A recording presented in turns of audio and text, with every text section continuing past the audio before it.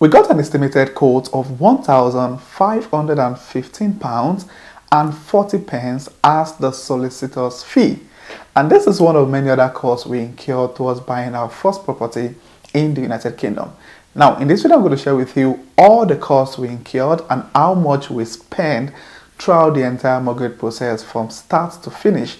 And also, putting into consideration all of this cost, this will determine if you're going to be able to afford to buy this house or this house, because it's really important for you to fashion out other costs aside from the deposits you require to buy the property. So we'd like to know all the costs we incurred, exact amounts we paid throughout each of the processes. Then you sure do want to stick to this video till the end. And if you're coming across this channel for the first time, do well to hit on the subscribe button to join the amazing growing family. And my returning subscribers, thank you guys for being here. I really do appreciate you guys. So without further ado, let's get right into the video. The biggest cost you're going to incur towards buying a house in the UK is your deposit. And of course, the deposit will be determined by the value or the cost of the house you're planning to buy. Now, this is a 3-bedroom house in Kent, and this house goes for £475,000. Now, in most situations, especially for immigrants, most times, many lenders oftentimes require you to have at least 10%. So it means that if you're buying this house, you need to have at least £47,500 to be able to afford the deposit for this house. Now, the same 3-bedroom house somewhere in Manchester also costs £350,000. Now, it means that if you are going to buy this house, you're going to require to have at least a deposit of £35,000 to be able to afford this house. And it's also important to mention that the more deposits you pay, the more you get, a good deal with the bank, and also the lesser your repayments every month. So for us, because we wanted to get like a good deal with the bank, we decided to pay 15% as our deposit, and that really, reduced the interest rate and also the repayment for the house. So yeah, if you have more money, it's always good to pay more deposits, so it reduces how much you're going to pay in every month, and also ultimately the interest rate you get from the bank. This is really, really important. And to be honest with you guys, I think the deposit is usually, the major challenge for most people who are looking at buying a house in the future, being able to raise that amount of money, save up, and get the deposit ready really. And to be honest, that's usually the highest amount of money you're going to spend throughout the entire process. So of course, the deposit will also determine which city you'll be willing to buy a house. So if you're looking at buying a house close to London in Kent, or cities around London, they might want to also look towards having at least a savings of about £50,000 on deposit. Now, if you're looking at moving up north towards Manchester, Newcastle, Liverpool, for a 3-bedroom house also, you might also need to have between £35,000 to £40,000 as your deposit. So that's the amount you need to buy a house. And also, I think people don't really talk a lot about the fact that the money you need to buy a house is far more than your deposit. So if you have £45,000 or £50,000 at your deposit, that is not enough. There's still so many other costs you're going to incur towards the process of buying this house, which I will mention in this video. However, deposit fee happens to be one of them. Now, the first cost you're going to incur, and it's also important for me to also mention that you don't get to pay your deposit fee at the beginning of the mortgage process. As a matter of fact, it's one of the costs you're going to, or one of the things you're going to pay for towards the end of the mortgage process. Okay, so let's start with the first amount of money you're going to pay when you start your mortgage process. So after you've viewed the property, you've had conversation with the the developer, you've given them an offer, you guys have agreed on the amount you'll be buying the house. The first amount or the first money you pay is called the reservation fee. Now, depending on the city you're buying the house in or the developer you're getting the house from, the reservation fee differs. So for us, we paid £1,000 for the reservation fee. And the whole idea of the reservation fee is that you're paying the amount of money to tell them that, oh, I'm interested in this house and I would like you to take that property off the market. So that's what the reservation fee is for. So it is after you pay the reservation fee, the mortgage broker for the developer and your own mortgage broker will start having conversations. So you're going to fill like a reservation form, which we did, and that was given after we paid the £1,000. Now, it's also important for me to mention that this reservation fee, I think you've got a grace period of 14 days to change your mind. And this house we finally bought was not the first property we paid reservation fee for. As a matter of fact, we actually had a different property we were going for till we got to a particular level and we changed our mind. So you usually have like a 14 days grace period on the reservation fee. So either change your mind or go forward with the whole process. So I think if you change your mind before the 14 days, you get a full refund of your £1,000. If you change your mind after 14 days, you might lose a certain percentage, and I think after 30 days you might not get any of the reservation fee back if you decide to change your mind on buying the property.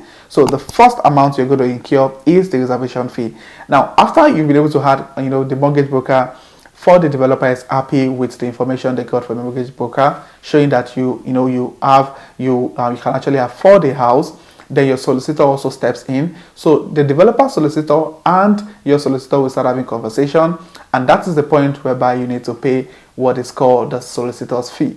Now for us, we got an estimated fee of £1,515.40. So that's the amount we're required to pay to our solicitor. So the first payment we paid was the £1,000 for the reservation fee. The next payment we paid was the £1,515.40 for the solicitor's fee. Another fee you're going to incur is the broker's fee, and this is the mortgage advisor's fee. So the mortgage advisor you're going to work with, you're required to pay a certain amount of money. So for us, we paid £645 to the mortgage advisor. Now the good thing is that not all mortgage advisors will require you to pay. There are some mortgage advisors that will do the whole process for you for free, but trust me, it's not for free. They get like a percentage from the lender when the whole deal is done. Whilst the mortgage advisor, they're going to get a percentage from the lender, and you also still be required to pay the mortgage advisor free. So for us, we paid £645 for the mortgage advisor. Now the next fee we had to pay was called the search fee. Now this search fee is done by, so we paid this amount to the solicitor.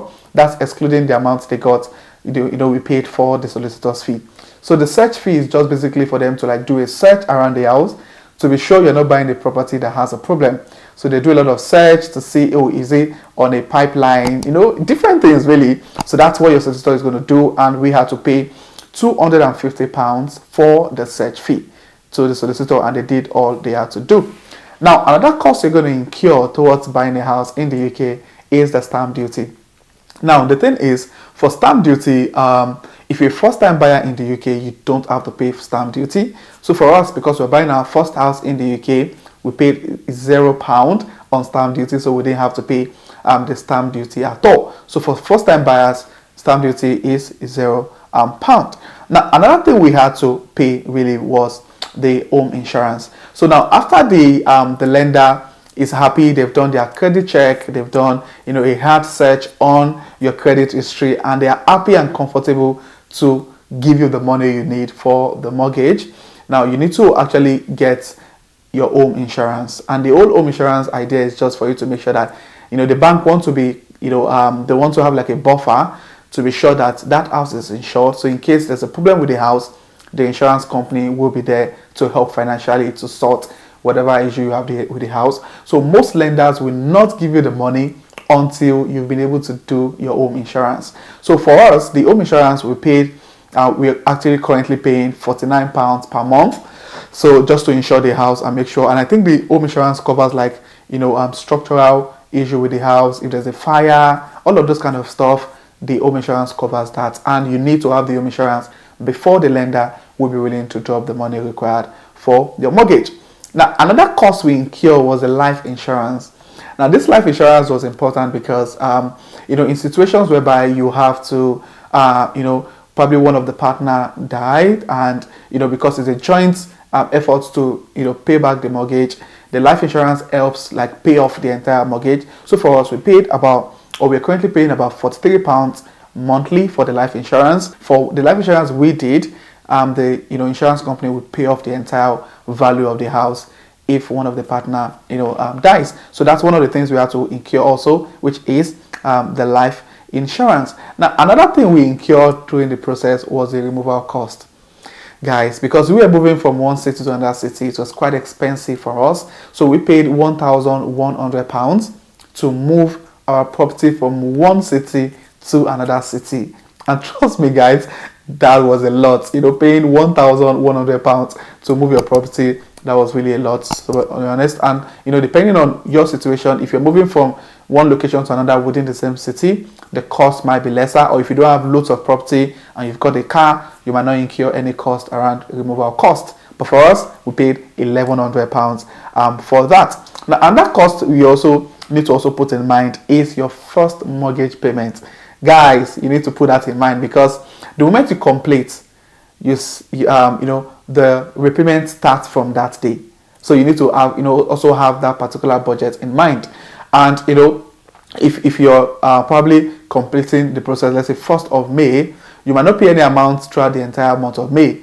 But by the time you're going to be paying in June, you're still going to cover up the entire 1 month and any extra days that comes up by the time you're making that payment. So you need to put in mind the first repayment towards the whole mortgage process. It is really, really, really important. And also, it's also important for me to also mention that so many houses you buy in the UK, many of them don't come with a couple of things. Things like flooring, some of them like blinds, window blinds. Some of houses don't come with all of those things. It's important for you to have that conversation with the mortgage, with the developer, to know what is coming with with the house you're buying. Some houses don't come with dishwasher, some don't come with washing machine. So you need to ask all those questions so that you can plan the cost of those things alongside the cost you're going to incur towards the process. So for us, we're lucky with the house and the deal we got for the house. The house came with flooring, it came with window blind, we had washing machine, dishwasher, all of that in the kitchen. But if those things will come with your house, you need to consider flooring. Flooring probably costs between £3,000 to £4,000. You need to actually put that as part of the cost you incur. Window blinds, you need to also put that in mind. If you don't have a dishwasher, you need to know that you're going to buy a dishwasher. And also another cost most people don't really get prepared for, especially if you're moving from, for us, we're moving from a 1-bedroom to a 3-bedroom. You need to think of furnitures. Guys, honestly, I can't tell you guys how much we spent on furnitures as of today. It's a lot. So you need to buy beds, buy furniture in the living room, a whole lot of cost you need to incur. You also need to put into consideration the running cost. And guys, the running cost is really important. The moment you get into the house, you become responsible for the house. So you start paying things like, the water bill, the electricity bill, council tax. All of these bills need to also be properly planned for. And I tell people that when you're buying a house in the UK, the first thing you need to put in mind, or one of the things you need to put in mind, is that all of the cost on your running bills and all of that, try to make sure you have about 2 or 3 months of those running costs available.